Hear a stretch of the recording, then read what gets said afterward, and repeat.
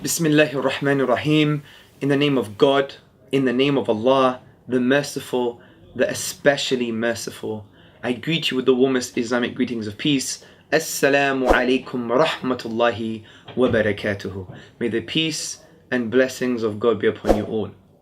Now, on this channel, the London Dawah movement, our beloved brother Imran Hussein discussed the argument from nature. You can see the respective videos here and here. Now, there has been a contention to this argument, but before I talk about the contention to this argument, let's just summarize the argument. The summary is as follows. We have an innate nature to believe in God. It's based on psychology, it's natural. It's based on sociology, it's natural. It's based on anthropological studies, it's natural to believe in God. And the belief in God is what you call an axiom. It's a self-evident truth that doesn't require any inductive or deductive arguments. For example, if you took anyone on a desert island, they'll be able to conclude that God is actually a reality. There's supernatural causal agency. And this is also called a basic belief or a properly basic belief. And some basic beliefs include that the real world is the real world, that this table is actually real. But we have no real evidence to prove that. It's an axiom, it's a basic belief. Because maybe my brain is on Mars and there's an alien with putting probes in my brain, making me think and feel what I'm feeling now and thinking now. So from this perspective, God's existence is just like a properly basic belief. Now someone may argue, well, what about the spaghetti monster or the great pumpkin? Maybe that's a properly basic belief. But that's absurd. Yes, I agree. But properly basic beliefs are basic because they don't require information transfer. If you put someone on a desert island, they'll know the real world is real, and they'll know that the island had to be created by something outside of the island, or the whole universe had to be created by something outside of the universe. In other words, a god or supernatural agency. But the knowledge of a spaghetti monster or a great pumpkin requires information transfer. Someone has to give you that information. So that's not very good, strong contention. But the main contention I want to talk to you today is probably the only strong contention against this argument, and you'll find out that it's quite weak, which is, what about the earth being flat? Or the sun going around the earth? These were properly basic beliefs, but yet we know they're not true now. Now this is true. With properly basic beliefs, you may have future evidence that denies your properly basic belief, and then you'd have to change it. Agreed. But when it comes to God's existence, do we have any evidence today that denies God's existence from an empirical or scientific perspective? No.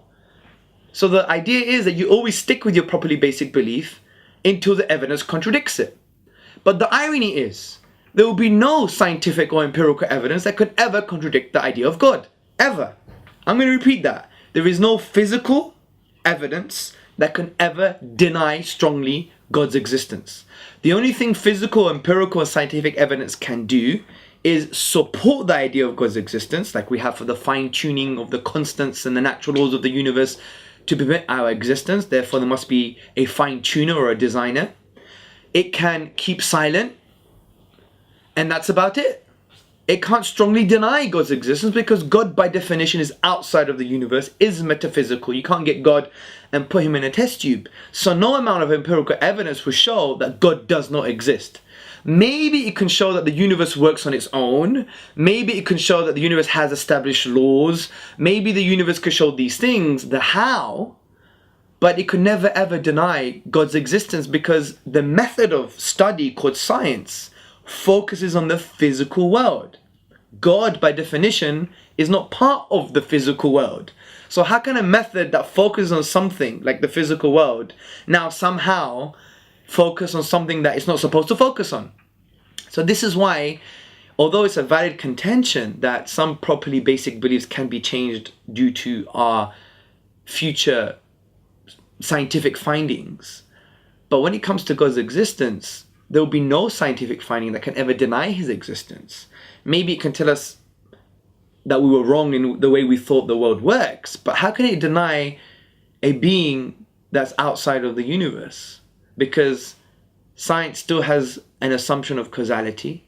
Science still has There's still the same kind of basic assumptions that we use to infer God's existence. And also, science as a method of study cannot really deny God's existence, because what physical evidence is there to deny his existence? You can't, because God itself is outside of the physical world. All it can do is strongly suggest he exists, or just keep silent on the topic. So therefore that contention, I think, is dealt with. Let me just summarize again. The contention was, okay, probably basic beliefs, it makes sense, but what about the earth being flat? Or the sun going around the earth? That was a properly basic belief, but we've changed our beliefs because of the evidence. Agreed. But it doesn't follow that there may be a potential change of your properly basic belief, that you change your belief now. You only change your properly basic beliefs when you've seen the evidence. And what physical evidence is there to actually deny God's existence? None. And also, will there ever be physical evidence or empirical evidence to deny his existence? No, because outside of the scope of the scientific method. It's outside of the scope. If we read the works of Alex Rosenberg, Elliot Sober, and others, philosophers of science, we see that science has a limited scope. It deals with the physical world. God is not part of the physical world, so they can't really directly address it, which means he can never directly say God does not exist.